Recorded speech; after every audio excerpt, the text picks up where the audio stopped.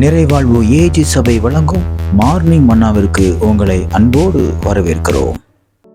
ஆண்டவருடைய பரிசுத்த நாமம் மகிமைப்படுவதாக. இந்த நாளிலே உங்களை சந்திப்பதிலே மிகுந்த சந்தோஷம்.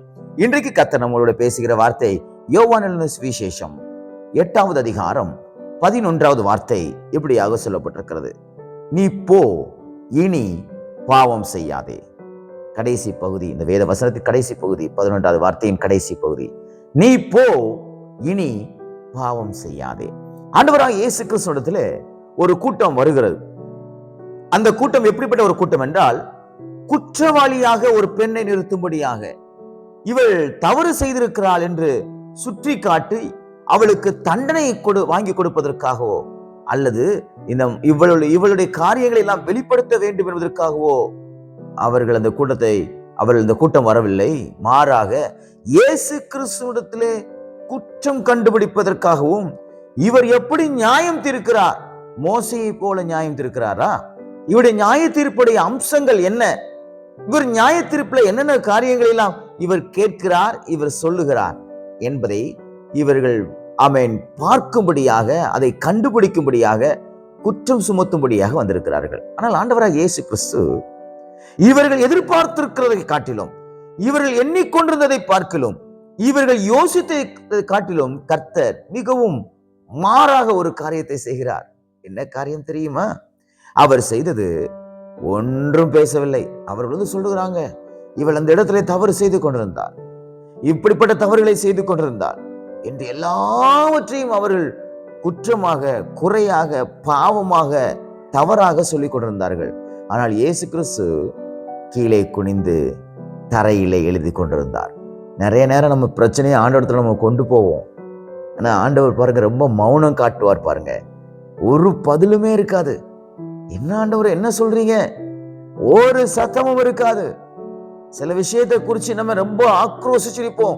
ஆண்டவரே, நீங்க இதை எனக்கு அப்படி செஞ்சிடணும், நீங்க இப்படி செஞ்சிடணும், எனக்கு இப்படி, அவங்க அந்த காரியத்துல நீங்க இந்த காரியத்தை இப்படி செஞ்சிடணும், இவங்களுக்கு இப்படி நடந்துடணும், அவங்களுக்கு அப்படி நடந்துடணும் சொல்லி நம்ம அப்படியே உபவாசம் பண்ணி அப்படியே ஜெபம் பண்ணிட்டு இருப்போம். ஆனால் தேவன் மிகவும் அமைதியா இருப்பார். யோசிச்சு கூட பார்க்க முடியாதுங்க. என் ஆண்டவராக இருக்கிற இயேசு கிறிஸ்து எடுக்கிற ஒவ்வொரு முடிவையும் எந்த ஒரு மனிதனும் யோசித்தும் பார்க்க முடியாது, அதே போல முடிவும் எடுக்க முடியாது. என்ன செய்தார்? தரையிலே குனிந்து வந்திருக்கிறவங்க எல்லாருடைய பேரை எழுதி, நீ என்னென்ன தப்புலாம் செஞ்ச, நீ என்னென்ன தப்புலாம் செஞ்ச, இதுல யாரு பாவம் செய்யலையோ முதல்ல அவன் கல்லெறியட்டுன்ட்டார். இவர் பேரெழுத மனதுல குற்றப்பட்டவங்களா எல்லாம் போயிட்டாங்க பாருங்க. இன்னைக்கு உங்களை குறித்து நிறைய பேர் குற்றப்படுத்திக்கிட்டு இருக்கிறாங்களா? நீங்க சில தவறுகளை செய்ததுனாலையோ அல்லது செய்யாதனாலேயோ உங்களை குற்றப்படுத்தி எப்படியாவது தண்டனையை வாங்கி கொடுக்கணும், எப்படியாவது இவன் பேரை கெடுத்துடணும், இவனுக்கு ஏதாவது ஒரு தீமை செஞ்சிடணும் சொல்லி பலவிதமான எத்தனமான காரியங்களை செய்து கொண்டிருக்கீங்களா? சில பேர் உங்களுக்காக செஞ்சு கொண்டிருக்காங்களா? பயப்படாதீங்க. அவைகள் சொல்லுகிற எந்த குற்றச்சாட்டுகளும் உங்கள் மேலே சுமராதபடிக்கு ஆண்டவராகிய இயேசு கிறிஸ்து உங்களுக்கு ஒரு அற்புதங்களை செய்வார். ஒருவேளை நீங்க தப்பு பண்ணிருக்கலாம், என் பாவம் மன்னிக்கப்படுமா, நான் எவ்வளவு பெரிய தப்பு பண்ணிருக்கேன், ஆண்டவர் விரும்பாத சில அருவருப்பான காரியத்தை நான் செஞ்சிட்டேன், என்னுடைய காரியத்தை தேவன் மன்னித்து ஏற்றுக்கொள்வாரா, எனக்கு ஒரு நன்மை கிடைக்குமான்னு சொல்லி மன அழுந்து ரொம்ப கஷ்டத்தோடு வேதனையோடு கூட இருக்கீங்களா? உங்களை பார்த்து கர்த்தர் சொல்லுகிறார், இனி பாவம் செய்யாதே. இதுவரையிலும் நீ செய்த பாவங்கள் இன்றோடு மடிந்து போகட்டும், இதுவரையிலும் செய்த நீ துரோகங்கள் எல்லாம் நிறுத்தப்படட்டும், இதுவரையிலும் நீ நடந்து கொண்ட முறைகள் எல்லாம் தலைகளாக மாறட்டும், இனி அப்படி செய்யாதே. அன்பான சகோதரனே, சகோதரியே, என்னை மீறி நான் பேசிட்டேன், என்னை மீறி நான் சில காரியத்தை செஞ்சிட்டேன், நான் யோசிச்சுதான் பார்க்கிறேன் நானா இந்த காரியத்தை செஞ்சேன்னு, ஆனா நான் திரும்பி பார்க்கும்போது அவ்வளவு அசிங்கமா இருக்கிறது என்று சொல்லி தலையிலே அடித்து கொண்டு அழுகிறீங்களா? எதுக்காக கர்த்தர் என்னை இப்படி நடத்துகிறார், ஏன் எனக்கு இப்படிப்பட்ட ஒரு சூழ்நிலை என்று சொல்லி அழுது கொண்டிருக்கீங்களா? அந்த காரியத்திலிருந்து இன்றைக்கு கர்த்தர் உங்களுக்கு ஒரு விடுதலையை கொடுத்து இன்னைக்கு ஒரு கர்த்தர் ஒரு அற்புதங்களை செய்கிறார். பயப்படாதீங்க.